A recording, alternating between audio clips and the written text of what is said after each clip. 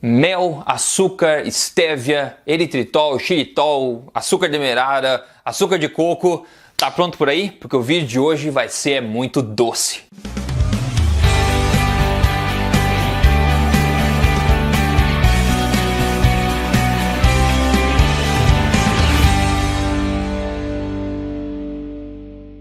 No mais, tudo bem com você? Eu sou Rodrigo Polesso, fundador do Emagrecer de Vez e também do projeto Tribo Forte, autor, e aqui eu tô aqui para falar mais uma vez na lata para você sobre as verdades, sobre emagrecimento, saúde, boa forma e estilo de vida saudável. E o assunto de hoje são os adoçantes, é um assunto que as pessoas me perguntam muito. Então a gente vai falar sobre os principais tipos de adoçantes, os mais comuns que tem hoje em dia, para você entender um pouco a diferença de cada um, como cada um impacta o seu organismo, para você poder fazer a melhor escolha para você de acordo com o seu objetivo. Eu também vou compartilhar quais são os meus favoritos pessoais e como eu uso e quando eu uso eles, ok? Preparado? Então vamos lá. Antes de partir para o assunto direto, deixa eu chamar a atenção para uma coisa. A gente vive numa era de compulsão por doces, então cuidado, tá? Cuidado. A gente vive numa era onde o gosto doce tem que estar presente o tempo inteiro. Quanto mais a gente sente esse gosto doce, mais a gente alimenta esse ciclo de gula do doce, né? Independente de ser adoçante sem calorias ou com calorias, açúcar ou adoçante artificial, não importa, o gosto doce é o mesmo. A gente está estimulando os sensores doces da nossa língua e também os sensores do nosso cérebro. Então toda vez que se você quer se livrar, né, do gosto, do vício por doce, inclusive eu tenho um vídeo sobre isso, como se livrar da gula por doce, dá uma olhadinha se te interessar. Mas quanto mais você sente esse gosto doce, mais você reforça esse ciclo de gula do doce. Então cuidado, antes de você decidir quais adoçantes, é mais importante até decidir talvez quanto, né, ou quão frequente você vai usar eles. Eu sugiro que seja bastante infrequente para você não ficar refém da sua gula, né? Você ficar no controle da sua gula e não ela sob o controle de você. O primeiro conjunto de adoçantes aqui, o tipo de adoçantes, são os naturais e calóricos que a gente fala. Ou seja, a gente tem aí o mel, né? O mel, a gente sabe que é um açúcar natural, mas é açúcar, tem alguns nutrientes sim, mas é essencialmente açúcar. Tem o próprio açúcar, que a gente chama de sacarose, né? O açúcar de mesa. Tem o açúcar demerara, que é um meio intermediário entre o açúcar de mesa e o açúcar mascavo. É açúcar ainda. Açúcar de coco também, que ficou muito famoso nos últimos tempos. Tem diversos xaropes doces também. Tem o maple syrup, né? Muito famoso aqui no Canadá, mas tem em todo lugar do mundo também. Tem o agave também, por exemplo. Então tem vários adoçantes naturais e calóricos. Esses não são tipicamente muito refinados, né? Com exceção do açúcar, tem alguns que são bastante refinados dele junto, né? Agora uma coisa muito importante para você entender qual o benefício ou malefício de cada adoçante, é eu te explicar o seguinte, que é básico, é fundamental isso aqui, esse conhecimento, ok? Então presta atenção, vai lá.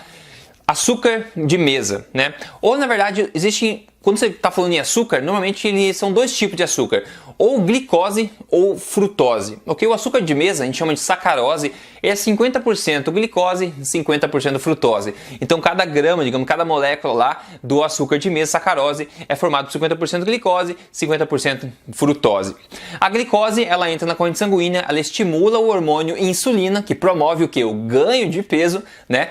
Diretamente. Então a glicose cai, né? Aumenta o índice glicêmico das coisas, por exemplo, índice glicêmico por causa da glicose, conteúdo de glicose. Então a glicose caiu no sangue, ela estimula a insulina automaticamente, e se você não precisar de energia na hora, essa energia vai ser colocada de maneira muito rápida nos seus estoques de gordura. A frutose. A frutose é outro açúcar que você pode saber que vem das frutas, só que a frutose não estimula a insulina no sangue, ou seja, ela tem baixo índice glicêmico, só que ela promove e muito ganho de peso também. Aliás, a frutose promove resistência à insulina diretamente no teu fígado. A frutose, quando você ingere, vai diretamente para o teu fígado, né? Ela não estimula a insulina, mas ela pode provocar diretamente resistência à insulina lá no teu fígado. Então, digamos, tem muitas pessoas famosas no mundo, respeitadas, que consideram a frutose uma toxina. Por exemplo, o Dr. David Ludwig, que é talvez um dos principais que falam sobre açúcar por aí. Então, tem que ficar muito ciente que a frutose é muito danosa e tóxica para o corpo. Ela não estimula a insulina, tem baixo índice glicêmico, porém ela é tóxica e vai gerar resistência à insulina, que é uma coisa que você não quer, que está relacionada a todos os problemas de síndrome metabólica. E a glicose, sim, ela está diretamente associada ao estímulo à insulina, que também vai promover seu ganho de peso, ok? Agora, esses adoçantes naturais que eu falei, todos eles se diferem um pouco em quantidade, em proporção de glicose e frutose na sua composição. Por exemplo, o açúcar de mesa, a sacarose que eu falei, é 50-50. Se você consumir, por exemplo, o agave, né? O agave é de 55 até 75 ou mais por cento de quê? De frutose. Então ele tem menor índice glicêmico, mas ele é muito pior para você, porque ele tem muito mais frutose, que é mais tóxica e promove resistência à insulina também. Então a grande sacada por trás de adoçantes naturais e calóricos, como esse que eu citei, é realmente que eles possuem glicose e frutose em diferentes proporções. Isso vai afetar o teu metabolismo. Se você é uma pessoa que quer emagrecer, tudo que tiver açúcar no nome é uma má ideia para você, simplesmente porque é fisiologia básica. Isso vai atrapalhar a sua queima de gordura bastante e vai continuar promovendo o seu ganho de peso. E no mais, tá curtindo esse tipo de informação aqui? Então, não perca, siga aqui o canal, clica aqui embaixo, siga, porque semanalmente eu trago mais verdades sobre estilo de vida saudável para você ficar na melhor forma da sua vida. Agora, um outro grupo de adoçantes aqui são os adoçantes artificiais, químicos que são criados em laboratório, né? Ao contrário do que a gente viu passado. Exemplos deles bem comuns tem o aspartame, né? Que recebeu tanta mídia ao longo das décadas aí, tem a sacarina, tem a sucralose, esses pacotinhos que tipicamente a gente encontra nos restaurantes, nos cafés, né? Para adoçar a nossa comida, nossas bebidas, né?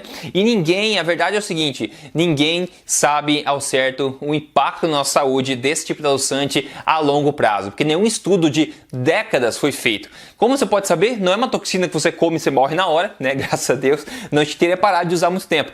Mas muitos desses compostos a gente ingere, eles causam danos progressivos no corpo, que somente daqui muitas décadas, por exemplo, ou muitos anos a gente vai perceber que teve esse problema, né? Então não tem estudos conclusivos ainda, mas como eu falei, é uma coisa química, é criada no laboratório, o nosso corpo não sabe lidar, está tentando enganar o nosso metabolismo, nossos sensores de apetite, nossos sensores de sabor doce no corpo também. Então, provavelmente alguma coisa boa não vai ser. Então, eu, na minha opinião, sugiro que você fique longe de adoçantes artificiais, porque eles são isso, né? Eles são artificiais e apesar de não saber concretamente o malefício deles, eu acredito que benefícios tem muito poucos. Ah, e uma coisa, cuidado também quando adoçantes forem, né, o marketing deles estiver lá, baixo índice glicêmico. Baixo índice glicêmico não significa que ele é bom para você. Lembra que eu falei da frutose? O agave, por exemplo, às vezes você pode encontrar agave que tem 95% frutose, é quase só frutose. O índice glicêmico dele vai ser muito baixinho, só que ele vai causar muito mais danos em você do que se o índice glicêmico fosse mais alto nesse caso. Então cuidado com esse marketing, por isso que eu estou te passando essa informação sobre metabolismo, glicose, frutose, para você se proteger contra isso. Aqui por último é outro grupo que são os adoçantes naturais e não calóricos ou pouco calóricos. Exemplos desses adoçantes são, por exemplo, a estévia, né? Todo mundo conhece a estévia, é uma planta, tem gente que usa as folhas secas dela para adoçar, tem gente que usa um pó branco ou o líquido, que são processados da folha da estévia. Como você deve saber, ela deixa um gosto residual se você adiciona muito, né? Então deixa esse gosto, né? Nada nessa vida é de graça, né? Mas é uma ótima opção natural que vai deixar um gostinho, mas também, às vezes é questão de se adaptar, né? Mas é uma opção a se manter em mente. A próxima opção aqui é o xilitol. O xilitol tem ficado cada vez mais comum no Brasil.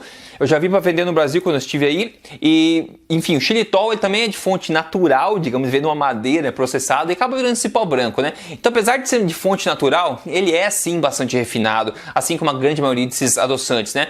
Mas é uma das minhas opções favoritas aí para se fazer sobremesas low carb, né? Quitutes low carb, para adoçar até um chazinho. Agora tem um problema com o xilitol, é que ele pode causar gases e também diarreia se você comer muito. Tem pessoas que são mais sensíveis e pessoas que são menos sensíveis ao xilitol. Mas é bom manter em mente, se você tem esse tipo de problema, que o xilitol causa esse tipo de problema. Agora a gente tem o eritritol. O eritritol é semelhante ao xilitol, é um sugar alcohol que a gente fala também, é um álcool de açúcar que a gente fala, analisando a estrutura molecular dele. Também é de fontes naturais, mas também é processado, obviamente, né? Ele tende a não gerar muito esse efeito colateral que eu disse dos gases e também da diarreia. Então é um bom negócio. Só que ele não é tão comum assim no Brasil ainda, você consegue achar, mas é mais difícil de achar.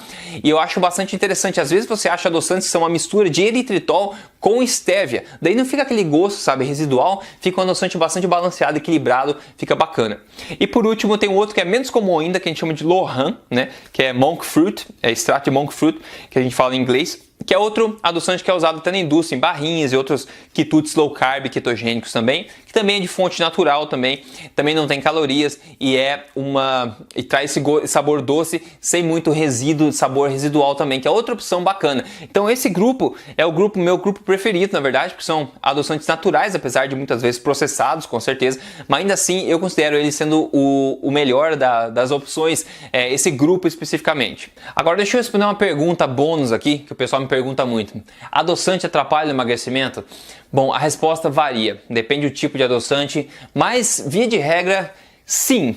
Né? Porém, o adoçante pode ser uma boa ferramenta para você transicionar entre um estilo de vida ruim para um estilo de vida bom. Então, você parar de comer açúcar de mesa e começar a substituir por xilitol, eritritol, estévia, é uma mudança favorável, porque você tira as calorias, tira aquela glicose, aquela frutose e começa a reduzir isso e deixar um pouco menos impactante para o teu metabolismo, para deixar um pouco mais abertos os caminhos para queima de gordura. Agora, o gosto doce em si, tem muita ciência por trás, tem ciência que fala que sentir gosto doce estimula você a querer comer mais carboidratos, adoçantes artificiais também potencializam o ganho de peso, então tem muito diz não diz na ciência. Agora, o que parece fazer sentido pra gente é o seguinte, você tem que procurar, se você quer emagrecer, diminuir a frequência que você sente o gosto doce.